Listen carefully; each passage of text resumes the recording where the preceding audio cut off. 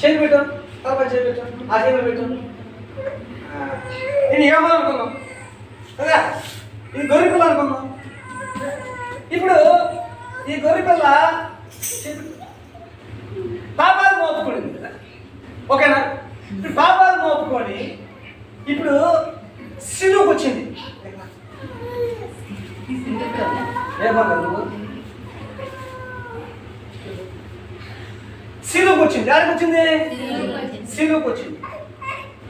సిలువు తర్వాత ఈ గొర్రెపిల్ల పునరుద్ధానానికి వచ్చింది. దానికి వచ్చింది బాగా గమనించారు.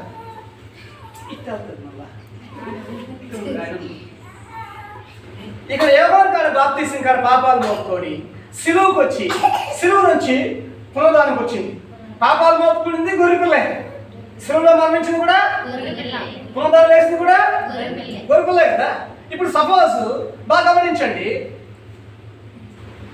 ఇక్కడ పాపాలు మోపుకున్నప్పుడు ఈ గొర్రెపిల్ల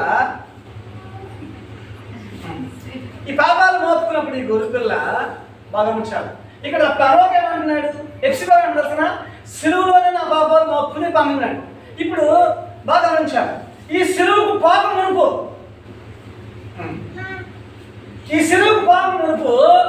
గమనించండి, ఈ గొర్రె పిల్ల మీద కాలిని మూసారు. ఒకసారి మళ్ళా ఆలోచించాలి. ఇక్కడ ఈ సిలువుకు పాపం మునుపు ఈ గొర్రెని కొట్టారు. ఈ సిలువుకి పాపం మునుపు ఈ గొర్రెని మీద మొలకిరీటం పెట్టారు. ఈ సిలువుకు పాపం మునిపే ఈ గొర్రె పిల్ల మీద సిలువు మోసారు, సిలువు మోపారు. ఈ గొర్రె మీదకి పాపము, ఈ సిలువు కాడికి పాపం మునిపే ఈ గొర్రెని కొరడా దెబ్బతో కొట్టారు. మరి ఇది ఎవరు తప్పులు?